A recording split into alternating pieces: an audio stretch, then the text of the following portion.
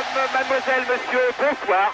Vous arrivez à Naples sur ce stade Sao Paulo en même temps que l'équipe de Toulouse et en même temps que l'équipe de Naples. C'était pour passer ce que nous espérions tous une très grande soirée de football après le multiplex de TF1. Malheureusement, les images du flash que vous venez de suivre sont terribles. Nous avons tous, même loin de Paris, beaucoup de mal à participer à ce qui devait être cette fête du football. Alors, on va tout de même suivre ce Naples-Toulouse qui promettait beaucoup et qui sera peut-être un grand match, car effectivement 85 000, 90 000 personnes même, avec tous ceux qui ont eu des places au marché noir ou bien qui ont un petit peu triché pour envahir ce stade, sont là ce soir pour ce premier match de Coupe d'Europe, pour un match capital dans l'histoire de Toulouse, quatrième du championnat la saison dernière et qui se retrouve donc en Coupe de l'UEFA, mais avec Kélos en face de lui, avec Naples, avec Maradona, avec Maradonapoli, comme on dit en Italie. Un match exceptionnel et l'occasion pour nous et vous, abonnés de Canal+, de découvrir Maradona chez lui, dans son antre.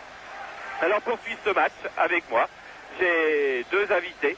L'un, Jacques Lanus-Cazalet de l'agence France Presse. Vous savez, vous l'avez déjà entendu sur l'antenne de Canal+. Il connaît merveilleusement le football italien et il nous en parlera au cours de la soirée.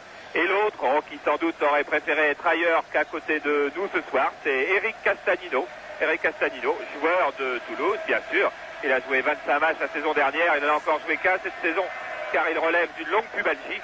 Eric Castanino, qui n'est pas sur la pelouse, qui n'est même pas sur la feuille de match, mais qui est avec nous au micro de Canal+, et qui aura donc l'occasion de nous parler de cette soirée et même tout de suite de nous dire, car on a beaucoup parlé, Eric, bien sûr, de Maradona et du plan anti-Maradona. Alors vous étiez aux deux conférences qu'a tenu Jacques Santini aujourd'hui.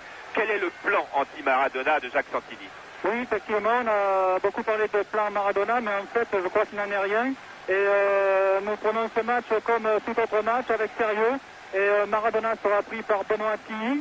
Son rôle sera très difficile, mais je pense qu'il l'accomplira avec grand bonheur. Et c'est effectivement Benoît qui prendra Maradona, et les autres joueurs auront un rôle différent et un rôle particulier, je pense. Et ils se tiendront dans ce rôle-là. Et ne feront pas une fixation sur ce joueur, c'est Maradona. Voilà, en tout cas, vous l'avez bien découvert à l'écran, posant pour les photographes avec les deux autres Argentins qui sont sur la pelouse ce soir, mais qui sont dans les rangs de Toulouse. C'était bien sûr Tarantini qui joue libéraux et Martico qui joue en attaque. Alors tout de suite, un point sur la composition des équipes, c'est Lestage qui joue arrière droit. Lestage qui souffrait d'une entorse à la cheville dans les rangs toulousains. En défense avec lui, Ruti, Tarantini et Tilly. Milieu de terrain, Durand, Desperou, Fassi et Vélus. En attaque, Sopira et Martico. Et tout de suite, la balle aux Toulousains. Balle même à Tarantini et à Bergerot. Obligé. Et la balle à Naples toujours. Renica. Bagny. Tout le monde attend le centre. Le voilà. Bergerot ne sort pas. Et but de Carnevale au-dessus de la tête de Ruti.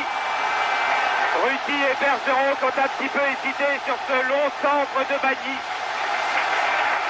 Bergerot n'est pas sorti, Ruti n'a pas résisté à la charge de Carnevale. Regardez, ça va se passer au deuxième poteau. Long centre de Bagny.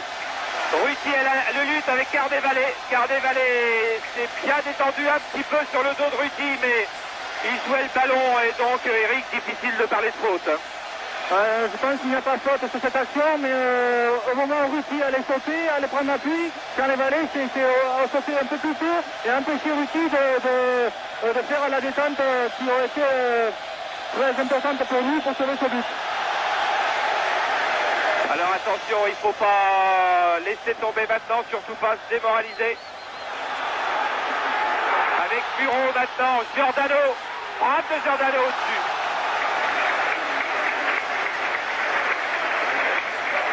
1-0 pour Naples, 55e minute de jeu.